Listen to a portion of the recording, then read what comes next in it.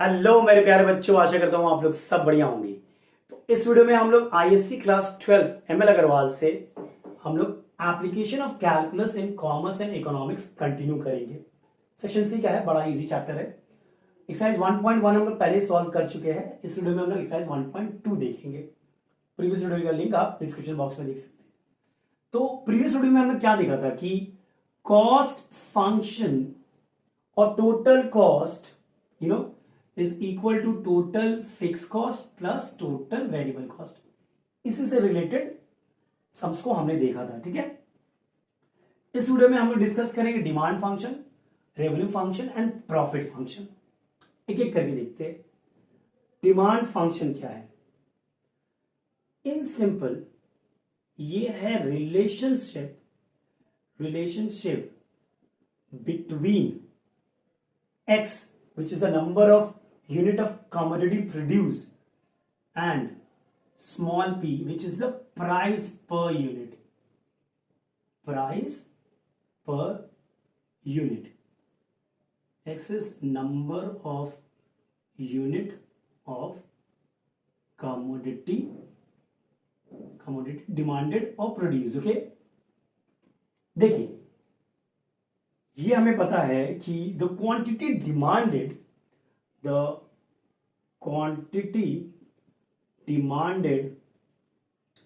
of a commodity depends upon many factors. It depends upon the price of the commodity कितना में बेच रहे हो आप, कंज्यूमर्स इनकम उस पर भी डिपेंड करता है, ठीक है, कितना खरीदना है, consumers income, price of related commodity उस पर भी डिपेंड करता है। बहुत सारा फैक्टर्स है। तो यहां पे हम लोग डिस्कस कर रहे हैं क्वांटिटी डिमांडेड और प्राइस ऑफ द कमोडिटी। इसी के रिलेशनशिप को हम लोग डिमांड फंक्शन बोलते हैं। एंड मान लेते हैं, ग्राफ देख लो आप कि ये है प्राइस पर यूनिट और ये मेरा है number of unit, then these are inversely proportional to each other, which means higher the price lower will be the demand, lower the price higher will be the demand। यहां पे x is a function of p, so your demand function is nothing but a relationship between number of units and price per unit। समझ लो, मान लो कि मैं कह रहा हूं x equals to 70 plus 3p, तो यहां पे क्या देख रहे हो आप कि number of unit price per unit पे डिपेंड कर रहा है। x is a function of p, यही मेरा डिमांड फंक्शन हुआ, द रिलेशनशिप। ऐसा भी हो सकता है, यहां पे देखो x is a function of p। अच्छा, ऐसा भी तो हो सकता है, मान लो p equals to 30 minus 5x plus 2x square, यहां पे p is a function of x। Again this is a relationship between the price per unit and the number of unit. उसी को हम लोग डिमांड फंक्शन कहते हैं। I hope ये clear हो गया होगा। चल, रेवेन्यू फंक्शन देखते हैं क्या होता है। अब देखो रेवेन्यू फंक्शन क्या होता है। रेवेन्यू क्या होता है? रेवेन्यू इन सिंपल टर्म होता है the amount received by a company, कितना उसको मिल रहा है by selling certain number of commodity. अगर आप कुछ अपना प्रोडक्ट कमोडिटी बेच रहे हो तो बेचने के बाद कितना पैसा आया, दैट इज रेवेन्यू।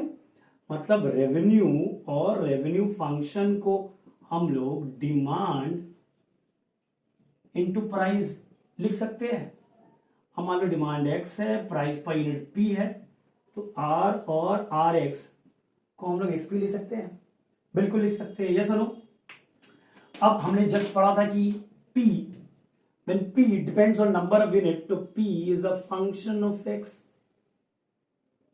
तो ये क्या हो जाएगा आपका x into fx। देखो अगर P कांस्टेंट है, मान लो P अगर कांस्टेंट है, ये आपका कांस्टेंट है, तो रेवेन्यू फंक्शन क्या होगा आपका? स्ट्रेट लाइन होगा। रेवेन्यू फंक्शन आपका क्या होगा, एक स्ट्रेट लाइन होगा, बिकॉज पी कांस्टेंट है, x is number of commodity, but if P depends upon x, P is a function of x, then R x will be equal to x into f x. बस याद रखिएगा, ठीक है। So revenue function is number of unit of commodity demanded and price per unit, ठीक है, x into fx if p depends on x। Average revenue क्या करेंगे, average में क्या करते हैं, प्रीवियस वीडियो में मैंने बताया था, आप नंबर ऑफ यूनिट से डिवाइड कर देते हो, मतलब x into P by x, मतलब p, मतलब कि एवरेज रेवेन्यू और प्राइस पर यूनिट सेम है कि नहीं। चलो ये तो हो गया रेवेन्यू फंक्शन, हम लोग डिस्कस कर लिया। प्रॉफिट फंक्शन को डिस्कस करते हैं अब। चलिए, प्रॉफिट फंक्शन क्या होता है, वेरी सिंपल। प्रॉफिट फंक्शन को मैं कैपिटल पी एक्स से डिनोट करता हूं, वो होता है रेवेन्यू फंक्शन, कितना आप कलेक्ट कर रहे हो, माइनस कॉस्ट फंक्शन, कितना आपका खर्चा हुआ है, उसी को हम लोग प्रॉफिट फंक्शन कहते हैं।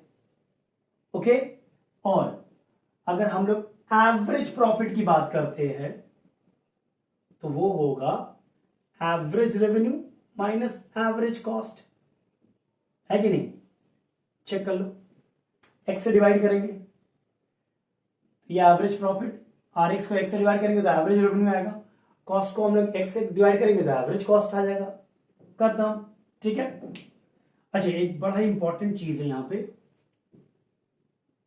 ब्रेक इवन पॉइंट, ये क्या होता है इससे समझ देते हैं। द लेवल ऑफ प्रोडक्शन, आप कितना प्रोड्यूस करते हो कमोडिटी, कि आपका रेवेन्यू और कॉस्ट दोनों बराबर आ जाए, मतलब के प्रॉफिट आपका जीरो हो रहा है। समझ रहे हो, कितना सेल कर रहे हो आप, कितने कमोडिटी को सेल कर रहे हो आप, कि रेवेन्यू और कॉस्ट दोनों बराबर आ जाए और प्रॉफिट फंक्शन आपका या प्रॉफिट आपका जीरो हो जाए, उसको हम लोग ब्रेक इवन पॉइंट कहते हैं, ठीक है। आप कितना कमोडिटी बना रहे हो कि आपको प्रॉफिट भी नहीं हो रहा, लॉस भी नहीं हो रहा है, ठीक है, वहां पे रेवेन्यू और कॉस्ट दोनों आपका इक्वल हो जा रहा है। तो चलिए, ये सब आइडियाज हमें लगेंगे फॉर एक्सरसाइज 1.2। अब सम्स देखते हैं, ठीक है। चलो, सम नंबर 1 देखते हैं फ्रॉम एक्सरसाइज 1.2। तो दिया हुआ आपको क्या है, the demand function is x equals to 24 minus 2p/3, मतलब number of unit depends on the price per unit, where x is the number of units demanded and p is the price per unit, find the revenue r in terms of p। तो अभी अभी हम लोगों ने देखा है कि revenue होता है x into P, value substitute कर दो, x के जगह पे आप 24 माइनस 2p/3 बैठा सकते हो, इंटू पी, ब्रैकेट खोलेंगे तो क्या मिलेगा हमें, 24p माइनस 2p² 3, सेपरेट कर देते हैं तो 24/3 होगा 8p माइनस 2/3 p², यही है revenue in terms of p, ठीक है, बड़ा इजी समझाइए। चलो नंबर 2 देखते हैं। चलिए, सम नंबर 2 देखते हैं, find the profit function and hence find the break even point when number 1 क्या दिया हुआ है, rx equals to 40x and cx equals to 30x plus 150। अब प्रॉफिट फंक्शन क्या होता है, px होगा मेरा, ये कैपिटल P हम लोग यूज किए, ठीक है, रेवेन्यू माइनस कॉस्ट, यही होगा मेरा प्रॉफिट फंक्शन। अब इसको सिंप्लीफाई कर ले रहे हैं तो ये होगा 40x माइनस 30x माइनस 150, यानी कि 10x माइनस 150 हो गया, ये मेरा प्रॉफिट फंक्शन है। और ब्रेक इवन पॉइंट में क्या होता है कि जो प्रॉफिट होता है वो आपका जीरो होता है कि नहीं, तो प्रॉफिट को मैंने जीरो से इक्वेट कर दिया तो x निकल जाएगा, तो 10x इक्वल्स टू 150 यानी x इक्वल्स टू 50, मतलब 15 प्रोडक्ट अगर आप बनाते हो तो ना ही आपको फायदा होगा ना ही आपको लॉस होगा, वहां पे रेवेन्यू आपका और कॉस्ट दोनों सेम हो जाएगा, ठीक है। नंबर 2 देखते हैं, रोमन 2, प्राइस पर यूनिट दिया हुआ है 25 और कॉस्ट फंक्शन दिया हुआ है 30x प्लस 150। तो हमारा पहले रेवेन्यू फंक्शन क्या होगा, number of unit into price, यानी कि x into 25 that is 25x। सही है। अब रेवेन्यू निकल गया तो प्रॉफिट फंक्शन निकाल लो। ये स्मॉल पी है, कैपिटल पी है, price per unit small P, profit function के लिए कैपिटल पी। ये होगा मेरा revenue function minus cost function. अब इसको सिंप्लीफाई कर लेते हैं हम लोग,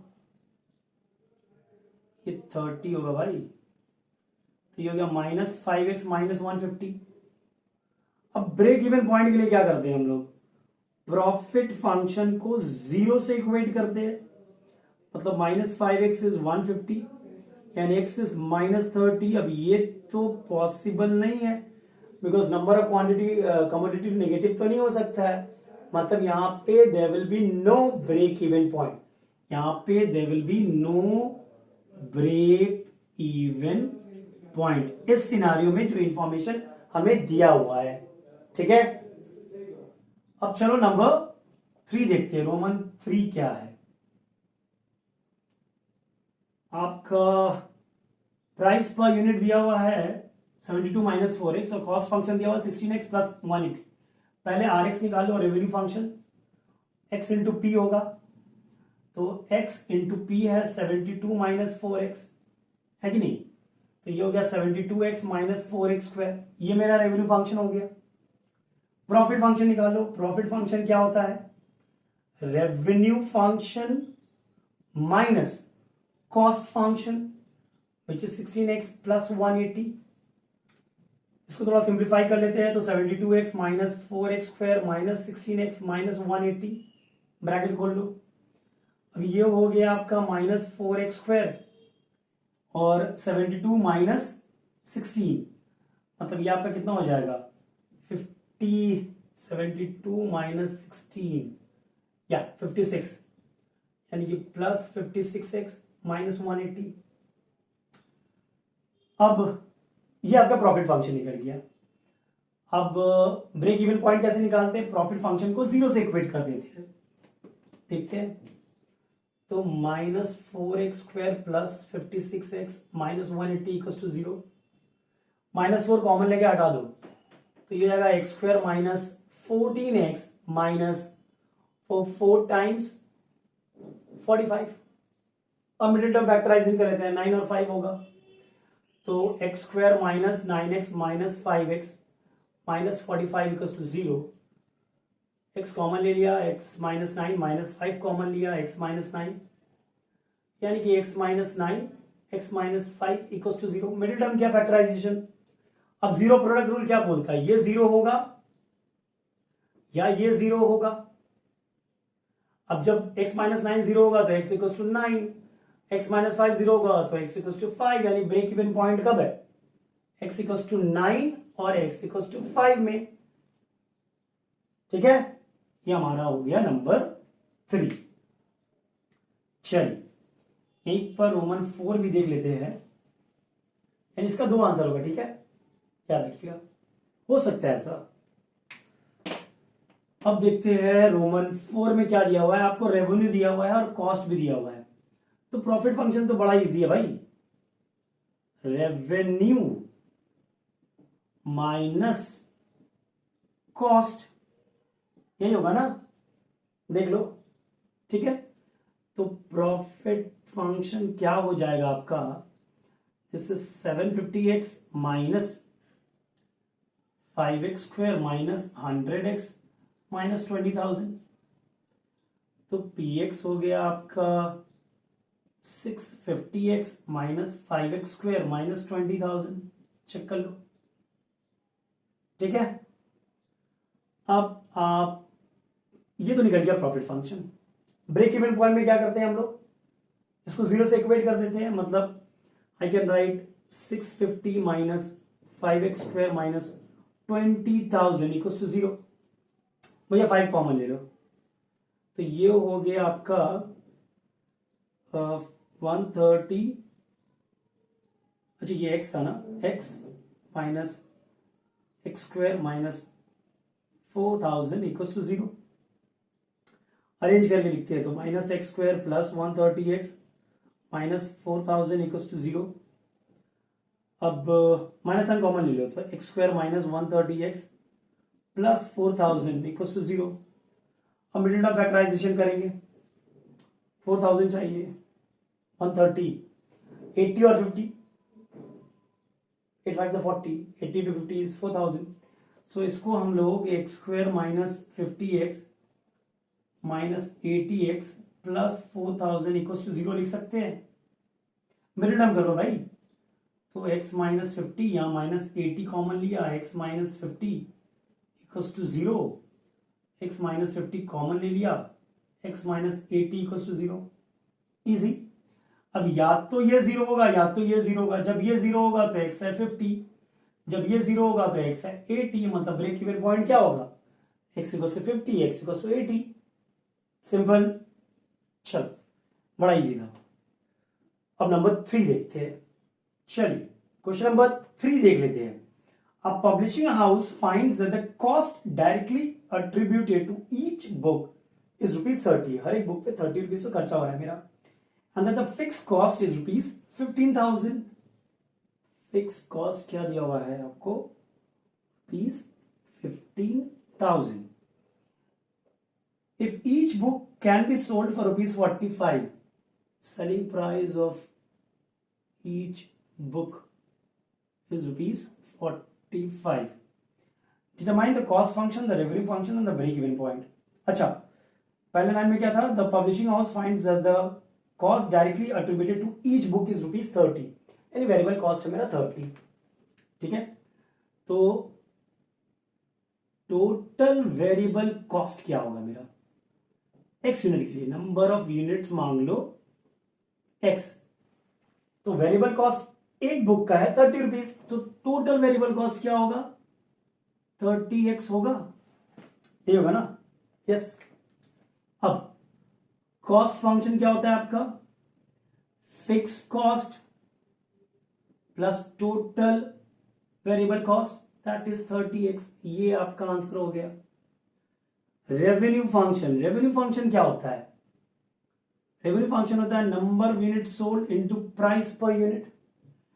तो x into price per unit 45 है, यानी कि 45x, ये निकल गया मेरा। नंबर 3 देख लेते हैं, क्या बोला, break even point. Break even point में क्या होता है कि rx और cx इक्वल होता है, तो हम इक्वल कर दे रहे हैं। देखो 45x equals to 15000 plus 30x, 30 इधर आएगा तो 10x, rx equals to cx। ठीक है, 10x इक्वल्स टू 15, 10x नहीं 15x होगा ना, इक्वल्स टू 15,000। सो x कितना होगा 1000। सो ब्रेक इवन पॉइंट कहां पे होगा, at x equals to 1000 unit. आप जब 1000 यूनिट बनाओगे तो ना ही प्रॉफिट होगा ना ही लॉस होगा। चलो नंबर 4 देखते हैं। चलिए सम नंबर 4 देखते हैं, या ISC 2020 में आया था। If selling price of a commodity is fixed as ₹60 and its cost function CX is 35x plus 250, you know, determine the profit function. सबसे पहले बात आप रेवेन्यू फंक्शन निकाल लो। रेवेन्यू फंक्शन क्या होता है, x इंटू पी होता है। x is the number of unit and P is the price per unit which is ₹60, so ये 60x हो गया। अब ये हो गया आपका रेवेन्यू फंक्शन। तो प्रॉफिट फंक्शन मांगा है, प्रॉफिट फंक्शन हमारा क्या होता है, रेवेन्यू माइनस कॉस्ट, यही होता है ना भाई, 60x माइनस 35x माइनस 250, मतलब 25x माइनस 250 हो गया। लास्ट क्या बोल रहा है, find the break even point. तो ब्रेक इवन पॉइंट में क्या होता है हमें पता है, ब्रेक इवन पॉइंट में px 0 होता है, मतलब 25x माइनस 250 0 के बराबर होगा, यानी कि 25x इक्वल्स टू 250 यानी x इक्वल्स टू 10। तो यही आपका ब्रेक इवन पॉइंट है कि नहीं, नहीं आपको फायदा होगा नहीं आपको घाटा होगा, आपका रेवेन्यू और कॉस्ट दोनों सेम हो जाएगा। ठीक है, ये था सम नंबर 4। चलो नेक्स्ट देखते हैं। चलो क्वेश्चन नंबर 5 देखते हैं। ये आईएससी 2006 में आया था। जितने भी आईएससी के सम्स है वो जरूर सॉल्व करना आप लोग। तो 5 क्या है? A TV manufacturer finds that the total cost for the production and marketing x number of TV set CX is given by 300x square plus 4200x plus 13500. Each product is sold for rupees 8400. Find the break even point. तो सबसे पहले हम लोग revenue निकालेंगे। Revenue क्या होता है? Price per unit multiplied by number of unit. हो गया। अब ब्रेक इवन पॉइंट में क्या होता है कि RX और CX इक्वल होता है ना, तो CX ब्रेक इवन पॉइंट में और RX इक्वल होता है, CX equals to RX at break even point. अब इसको सॉल्व कर लो, x का वैल्यू मिल जाएगा।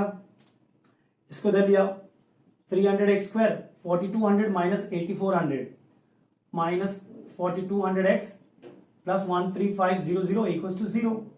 इधर लिया प्लस 42 था माइनस 84, माइनस 42 बचेगा। 300 कॉमन ले लो तो x square minus 14x plus 45 equals to 0। Factorization करेंगे। मिडिल टर्म बड़ा इजी है। X square minus 5x minus 9x plus 45 equals to 0। x common ले लो तो x माइनस 5 माइनस 9 कॉमन ले लो, x माइनस 5 इक्वल्स टू 0, यानी x minus 5 x minus 9 equals to 0। यानी या तो x माइनस 5 0 होगा या तो x माइनस 9 0 होगा। यहां से x आ जाएगा 5, यहां से x आ जाएगा 9, यानी कि ब्रेक इवन पॉइंट के लिए आपका क्या होगा? दो आंसर होगा, x equals to 5 x equals to 9। मतलब इतना क्वांटिटी बनाओगे आप तो नहीं आपको फायदा है नहीं आपका लॉस है, आपका रेवेन्यू और कॉस्ट इक्वल हो जाएगा। ठीक है, चलो तो इस वीडियो में हम लोग यहीं तक रखते हैं। नेक्स्ट वीडियो में इसके बाद वाले सम देखेंगे। Till then take care and be safe. और अगर वीडियो पसंद आया तो लाइक शेयर और सब्सक्राइब जरूर करें।